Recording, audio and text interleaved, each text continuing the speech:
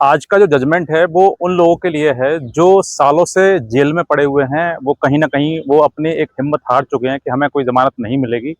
और ये सोच चुके हैं कि मेरी कई बार ज़मानत रिजेक्ट हो चुकी है, लेकिन अब मुझे कोई उम्मीद नहीं है।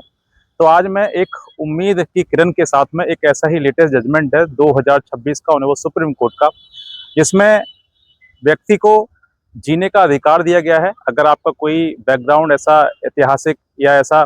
कोई क्रिमिनल रिकॉर्ड नहीं रहा है जिसमें कि आप अपने आप को ये ना शो कर सकें कि भाई पहले से कई इनके ऊपर अपराध जैसी बड़ी बड़ी घटनाओं के अपराध जैसे क्राइम रिकॉर्ड इनका है, या फिर इनके ऊपर पहले से कई केसेस पेंडिंग हैं। ऐसा अगर कोई आपका अपराध नहीं है और आपको लगता है कि हाँ मैं निर्दोष हूँ, या फिर आपसे कोई गलती से हो गई है, या फिर आप कई सालों से जेल में पड़े हुए हैं और जेल में रहने के बावजूद जो है आपने कई बार ट्रायल कोर्ट में या फिर ऑनरेबल हाई कोर्ट में आपने बेल के लिए याचिका दायर करी, लेकिन बेल कहीं ना कहीं रिजेक्ट कर दी गई, डिसमिस कर दी गई। तो ऐसी परिस्थिति में जहां पर आपकी उम्मीद खो चुकी है, उनके लिए मैं आज एक ऐसा लेटेस्ट जजमेंट लेकर आया हूं जो कि उस जजमेंट की अगर रेफरेंस आप दें या कॉपी आप अपने बेल पिटिशन के साथ अगर फाइल करें, तो मैं कहता हूँ 100% आपको बेल मिल जाएगी। ये वही जजमेंट है जिसमें ये कहा गया है कि bail is a rule and jail is the exception. यानी कि बेल जो है, जमानत जो है वो एक नियम है और जेल जो है वो अपवाद है। यानी कि बहुत ही बुरी परिस्थितियों में आपको जेल भेजा जाना चाहिए, अन्यथा बेल पर उसको उस व्यक्ति को रिहा कर देना चाहिए। तो ऐसे ही एक जो इस केस के जो फैक्ट्स हैं, मैं थोड़ा सा उनको ब्रीफ करना चाहूंगा कि ऑनरेबल सुप्रीम कोर्ट ने एक ऐसा समक्ष इसके मतलब एक ऐसा केस आया जहां पर कि जो व्यक्ति है, वो जो अपलेंट है, वो उसकी गतिविधि कहीं ना कहीं टेररिस्ट के उसमें है और उनसे जुड़ी हुई हैं, और अनलॉफुल एक्टिविटी प्रोटेक्शन एक्ट जो है उसके आधार पर सेक्शन 18 और सेक्शन 19 और 20 के तहत उनके ऊपर, उसके अपलेंट के ऊपर एफआईआर दर्ज की गई। इसमें जो पनिशमेंट है वो लाइफ इम्प्रिजनमेंट तक पनिशमेंट दिया गया है। तो ऐसी गतिविधियों को जो व्यक्ति की गतिविधि इस तरीके की है जो कि भारत को नुकसान पहुंचा सकती है किसी प्रकार से, तो ऐसे व्यक्ति के खिलाफ मुकदमा दर्ज करा गया। मुकदमा दर्ज करने के बाद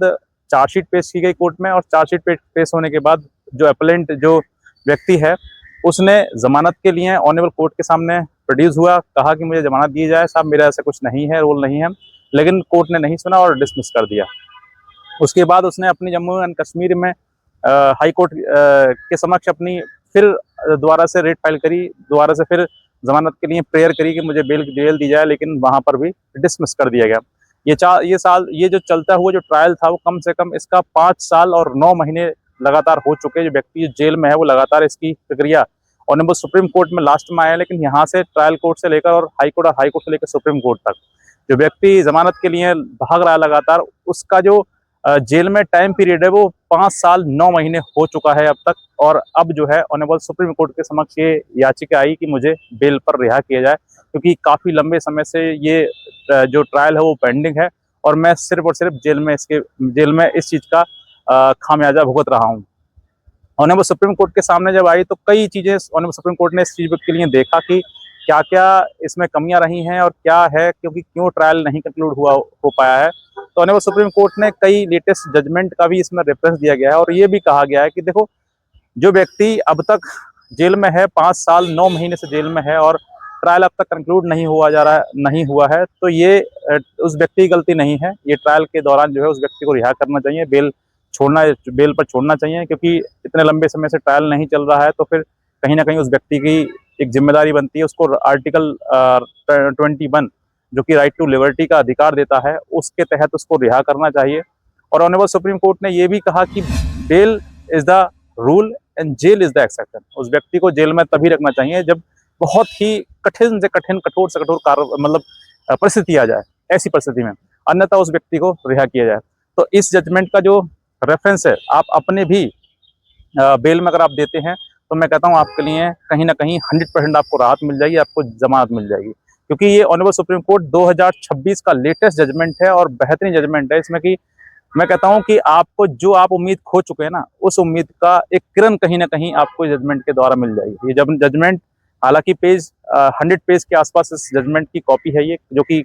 पढ़ सकते हैं आप। बहुत कुछ लिखा हुआ है बेल का जो जजमेंट है वो लंबा भी है, लेकिन कहीं ना कहीं इसमें वो स्ट्रॉन्ग ग्राउंड दिए गए हैं जहां पर आपको जमानत के लिए एक प्रकार से आपको रिहा किया जा सकता है। क्योंकि जमानत लेना और एक ट्रायल फेस करना, दोनों परिस्थिति अलग अलग है। जो व्यक्ति जेल में पड़ा हुआ है वो व्यक्ति अच्छे से किस तरीके से ट्रायल लड़ सकता है, और ट्रायल की बात है तो पहले उसको ट्रायल कंक्लूड या कुछ समय अंतराल में हो जाए, जिससे कि वो व्यक्ति बरी हो या फिर कन्विक्शन हो, वो तो डिपेंड करता है ऑनरेबल कोर्ट के ऊपर, लेकिन कहीं ना कहीं ट्रायल तो कंप्लीट हो, उस तरीके से उसको रहा तो ना जाए, जेल में ही लगातार तो ना रखा जाए उसको। तो ऐसा अगर कोई व्यक्ति है जो जेल में लगातार रहा पड़ा हुआ, आप हैं, आपके रिश्तेदार हैं, आपके जानकार कोई भी हैं, जो व्यक्ति लगातार जेल में है और अब तक उसको जमानत नहीं मिली है, तो मैं कहता हूँ अगर जमानत लेनी है आपके लिए तो इस जजमेंट का रेफरेंस जरूर दें। आपको 101% जमानत मिल जाएगी और आपको कोई दिक्कत नहीं आएगी। इस जजमेंट की अगर आप कॉपी चाहते हैं तो दिए हुए नंबर पर आप संपर्क कर सकते हैं, मैं आपको इस जजमेंट की कॉपी भी प्रोवाइड कर दूंगा। इतने कहना चाहूँगा। आज का वीडियो देखने के लिए बहुत धन्यवाद।